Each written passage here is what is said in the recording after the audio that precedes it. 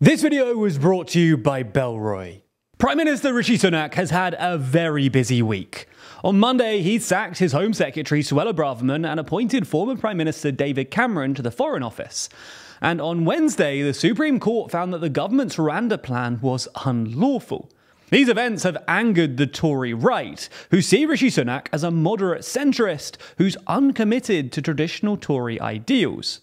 As such, there's been speculation that some on the right of the party have already started handing in letters of no confidence into the 1922 committee chair. And if this does continue to happen, then Sunak could soon be fighting a no-confidence vote among his own MPs. And it ultimately seems that whether this happens or not will depend on his attitude towards the European Convention on Human Rights.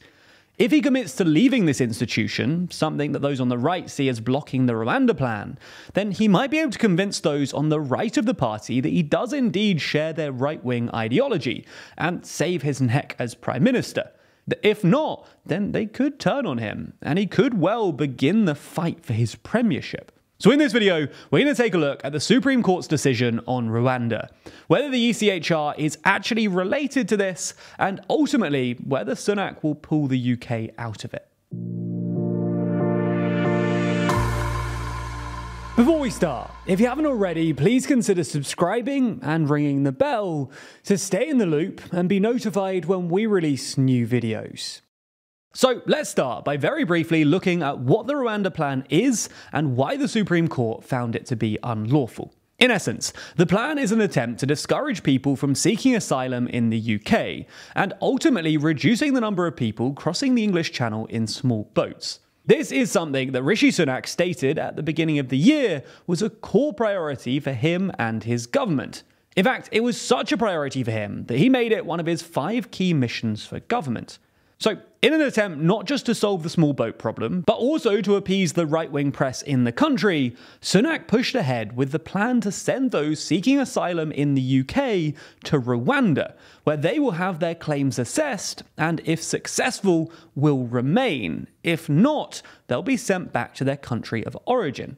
Now, it's worth noting that this was actually an agreement made between then Home Secretary Priti Patel and her counterpart in Rwanda at the time, back when Boris Johnson was Prime Minister. That means that Sunak didn't conceive of this plan. He just continued to give it his support when he became PM.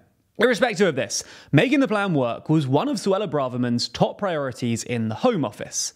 And I would love to be here saying, well, claiming victory. I would love to be having a front page of the Telegraph with a plane taking off to Rwanda. That's my dream. That's my dream. It's when my will obsession. that happen? Unfortunately for her, this dream seems to have been quashed, with the Supreme Court saying that the plan was illegal as there was a real risk that asylum seekers sent to Rwanda could be wrongly assessed and sent back to their country of origin, where they could face persecution. Now, to be clear, it's this that breaks the ECHR. In their statement on the judgment, the Supreme Court points out Article 3, which makes clear that signatories to the regulation should not subject anyone to torture or to inhuman or degrading treatment. It also points out that removing someone to a state where they could face degrading treatment would also break the convention. It's for this reason that some on the right of the Tory party want to pull the UK out of the ECHR, seeing it simply as a mechanism that restrains the UK government from enacting laws that are, in their view, common sense. In reality, the ECHR was proposed during the World War II period, as war was still being waged across the continent, and was adopted in the aftermath of it. It attempts to give people in all 47 member states of the Council of Europe certain rights. This includes the rights to assembly, expression, and thought. And it's worth emphasizing that this law overrides domestic law, including in the UK, which is still a member of the Council of Europe. This is why the Supreme Court was able to declare the Rwanda plan as unlawful. It fell foul of the commitments that the UK has made under the ECHR. However, even if the UK did withdraw from the ECHR, the Rwanda plan would still be unlawful anyway. That's because the Supreme Court found that not only did it go against the ECHR, but also all of these other international and domestic laws that the UK government has to abide by too. Irrespective of this though, Rishi Sunak has been under pressure from a number of his right-wing colleagues to withdraw the UK from the ECHR. Given the fact that he's sacked an arch-right-winger from his cabinet and brought in a moderate, David Cameron, many on the right are watching Sunak very carefully at the moment to see if he's trying to alienate them. If Sunak doesn't do something to appease them, there's a real risk that they could send in letters of no confidence to the 1922 committee chairman and try and oust him via a vote of no confidence. And it's for this reason that Sunak is weighing up his options in regards to the ECHR. In a speech on Wednesday about the Supreme Court judgment, Sunak hinted at the possibility of withdrawing from the ECHR in order to make the Rwanda plan work. So let me tell everybody now, I will not allow a foreign court to block these flights. If the Strasbourg court chooses to intervene against the expressed wishes of Parliament, I am prepared to do what is necessary to get flights off. Now, Sunak himself didn't explicitly say that he was going to withdraw the UK from the ECHR. However, his language and tone makes it clear that it was something he's considering. This may have bought him time with those on the right, but he's going to need to make a decision on this at some point. But it's hard to tell whether he will actually go through with this. In her damning letter about the Prime Minister, the former Home Secretary accused Sunak of rejecting her suggestions to leave the ECHR and the Human Rights Act. The fact that he's now changed his mind seems to demonstrate that it is, at least in part, motivated by newfound trepidation that those on the right of the party may soon move against him. Ultimately then, whether Sunak does decide to leave the ECHR depends on whether Sunak is primarily motivated by fear of rebellion, and if so, the scale and credibility of this threat of rebellion.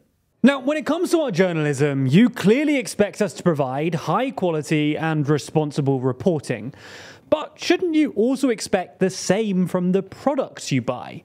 I certainly do, and that's why for the last few years I've been exclusively using wallets, phone cases and passport cases from Bellroy, which is why I was super excited to hear that they wanted to sponsor some of our videos. As a loyal Bellroy user for the past few years now, I know quite how reliable and high quality their products are. My current phone case, for instance, is beautifully minimal in this stunning terracotta leather. That leather, by the way, is eco-tanned and achieved a gold rating from the Leather Working Group, recognizing excellence in environmental and labor practices. It's also just a beautiful, high-quality material that, in my experience, only gets better with age. Bellroy don't just talk about their environmental credentials either. They're also an officially certified B Corp company and have upcycled 10.5 million plastic water bottles, used 60,000 kilograms of industrial nylon cutoffs, and saved 15 million litres of water by using dry tan leathers. Their products are also just great to use. Designed around principles of minimalism, all of the Bellroy products that I've bought have been beautifully designed and easy to use, with their bags optimizing for functionality and efficiency, and their wallets are slimline enough to fit into any pocket. So find out why I've been using Bellroy for years now, and check out their huge array of products by clicking the link in the description. Plus, when you do, you'll get 10% off anything you order. Thanks to Bellroy for supporting the channel, and thanks to you for using our link.